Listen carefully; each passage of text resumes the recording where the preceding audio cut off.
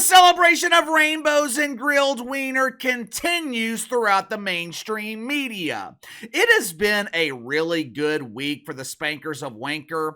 Right now, the media, they are enjoying their honeymoon with Lil Debbie, better known as Cackling Cam Harris. The lights are dim as the media and Cam Harris, they are passionately dancing to the loving sounds of Berlin. Cam takes my breath away. Dun dun. Dun dun dun.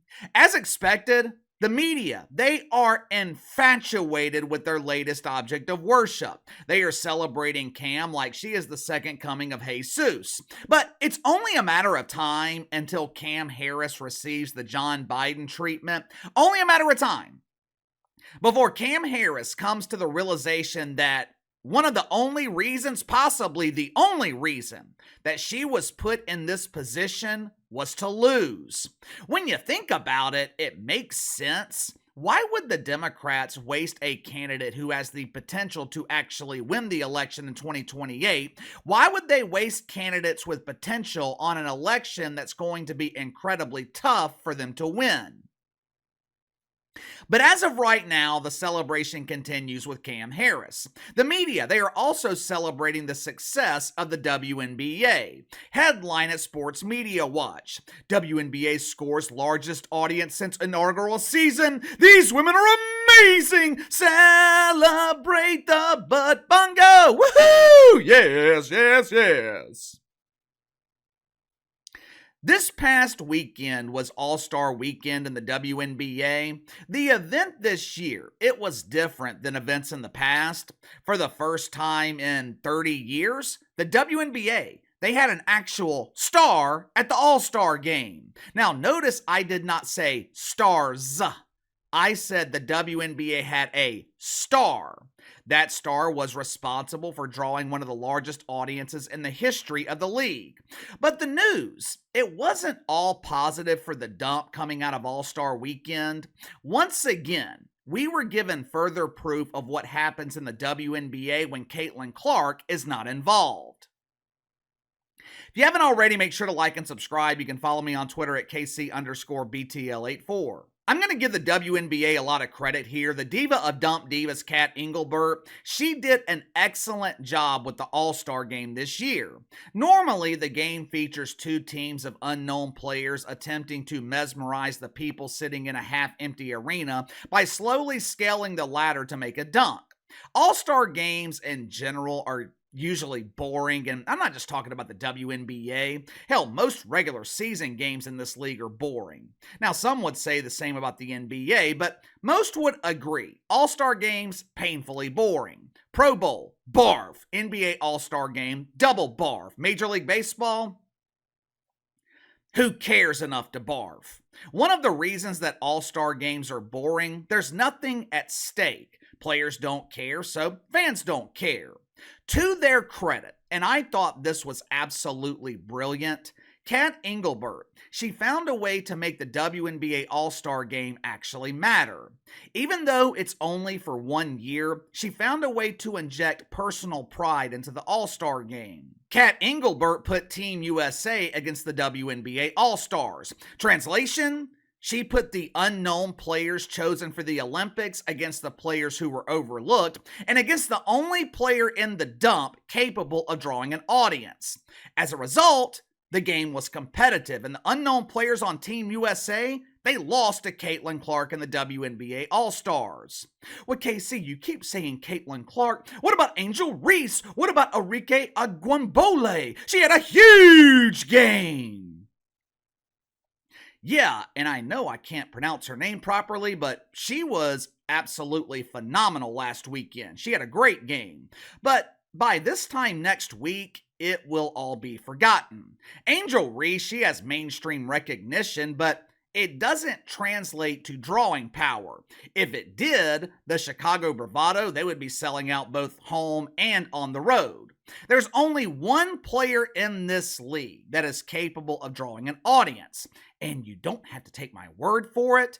Just look at what happened this past weekend. Saturday night, prime time, Caitlyn Clark, 3.4 million viewers. She tripled the size of the audience for the 2003 All-Star Game, which was the most watched in league history with 1.4 million.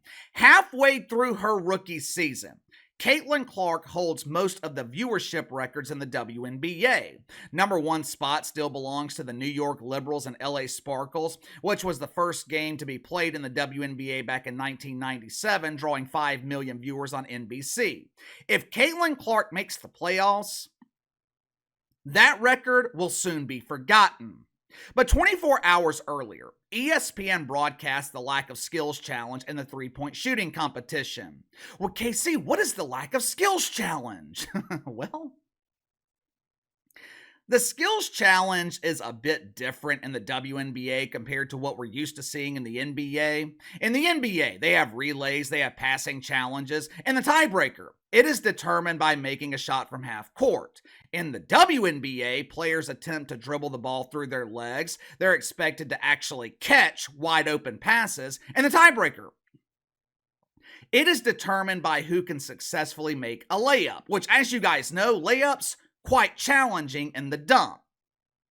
Both Caitlyn Clark and Angel Reese, they caught a lot of shit for not participating Friday night. Hell, Angel Reese, she couldn't even be bothered to show up on Thursday when the exciting festivities began. She was busy attending Summer League in the NBA, where she claimed to be making more money than the WNBA was willing to pay her to show up to events that were designed and that benefited children. I guess for Angel Reese, it's not all about the children. Caitlyn Clark, she was accused by some of being selfish for refusing to participate Friday night. Well, KC, what was Angel Reese accused of? Nothing. I don't think most people cared or even noticed that she wasn't participating. Now, me personally, I think Caitlyn Clark and Angel Reese for that matter, I think they both should have participated Friday night, but Caitlyn Clark, as the only star in the league, she has a responsibility to make these events worth watching. But at the same time, I understand why she would be unwilling to participate. If you want Caitlyn Clark to turn your polished turd into a mainstream attraction, pay her. What Caitlyn Clark proved by not participating Friday night was how much the WNBA actually needs her. The action-packed festivities Friday night, they drew an abysmal 695,000 viewers on ESPN. Now, that's an increase of 142% over last year, but it's also the equivalent of the WNBA going from nothing to almost nothing. The question going forward, it's the same question I've had all season with the dump. Can they maintain this momentum? More specifically, can Caitlyn Clark maintain this momentum?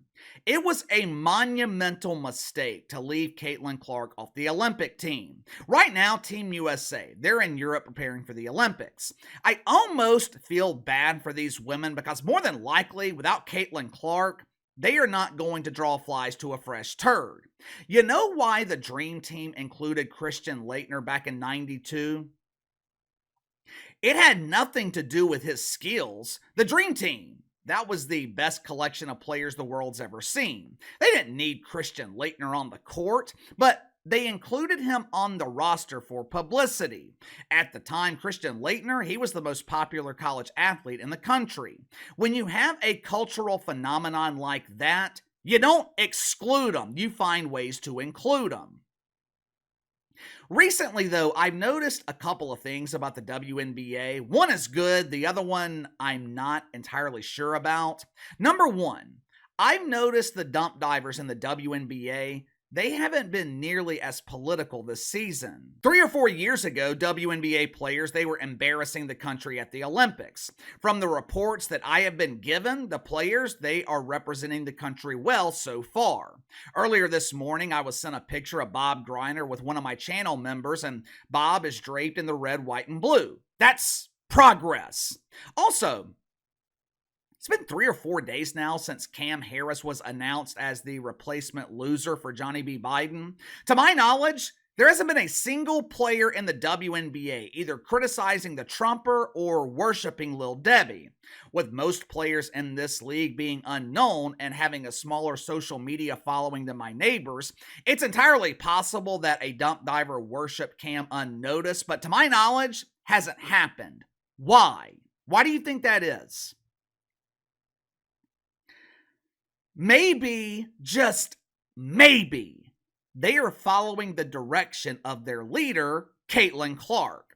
Is Katie Rue a Republican or a Democrat? I don't know, and I don't care.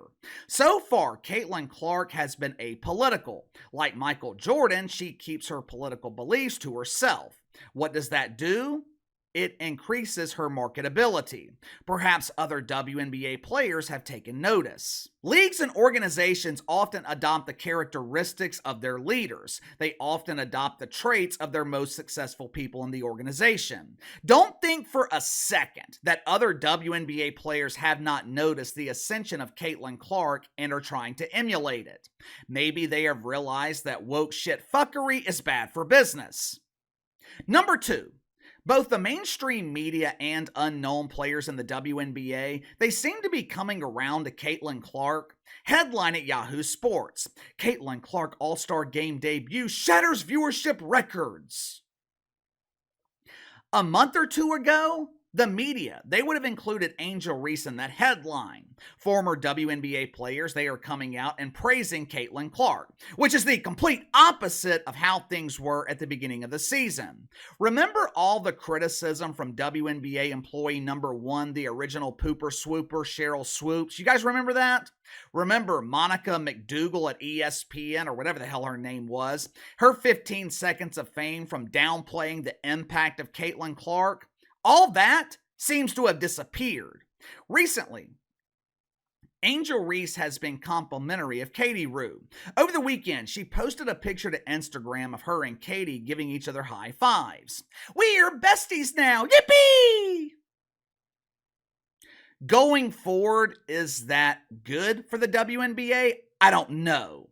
The first 2 months of the season, part of what drove ratings in the dump was the perceived rivalry between Caitlyn Clark and Angel Reese, and Caitlyn Clark and the entire league. Whether it was real or not, who cares? The perception was real. One of the biggest complaints right now in the modern NBA, lack of rivalries. Players are too friendly. It's too much kumbaya and not enough aggression. The WNBA, they have the ingredients for a decade-long rivalry between Caitlyn Clark and Angel Reese, a rivalry that could carry the league for the next 10 years. And for some reason, they're trying to squash it. I don't get it, but I could be wrong. Maybe a league full of friendly players will be enough to maintain the WNBA's momentum. It's not drawing the casual fan to the NBA, but maybe it will work for the WNBA? I have my doubts since the on-court product in the WNBA is substandard, but maybe it can work. You tell me. Can a WNBA filled with besties maintain their current momentum? Or since the product on the court is substandard, do they need controversy and rivalries to carry the league? Also, give me your thoughts on ratings for the All-Star Game. Will Team USA be able to draw ratings without Caitlyn Clark? Could this be embarrassing for the women competing at the Olympics? Let me know. Sound off in the comments below. Like, subscribe, share the video. Appreciate your support. Best way to contact me is by email at btlkc84@gmail.com, and I'll see you guys later.